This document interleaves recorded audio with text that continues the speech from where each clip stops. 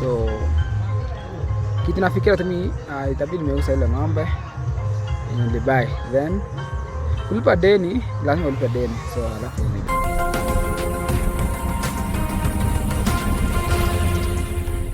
bwana we, leo tuko na story inayohusiana na mchekeshaji na msanii tokea Bomet anayejulikana kama Rayvanny Ray.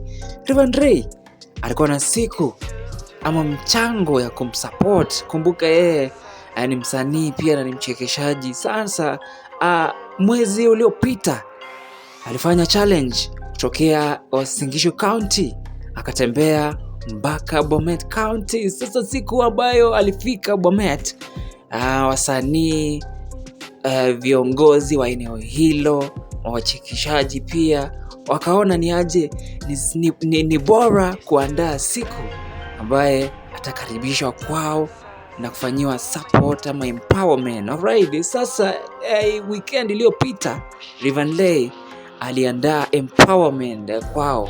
Sasa kumetokea tatizo kubwa hapa. Rayvanny Ray ambaye anajulikana sana huko aliandaa hila mchango ama pesa ambayo alipata katika empowerment hiyo ni kidogo kuliko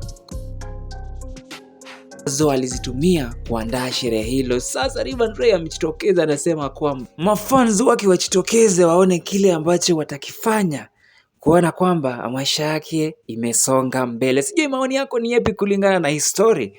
Niachie tu maoni yako katika comment section na usisahau kusubscribe. So chami kako ni ko tete rola acha ni peane tu ama wana accountability. So rahi ko kichanga na muta cha confirm ko 37,000. Yeah, that's 20 kwa kichanga ni na muta. Yeah.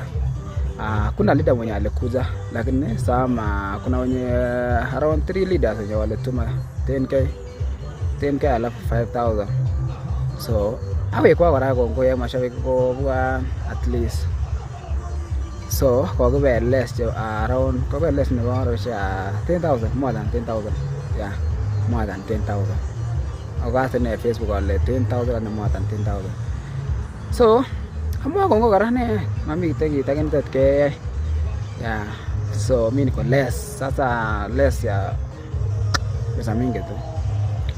Yeah, pesa mingi. So kitu nafikiria tu mimi itabidi nimeuza ile ng'ombe nilibai, then kulipa deni, lazima ulipe deni. So alafu nilipe deni. So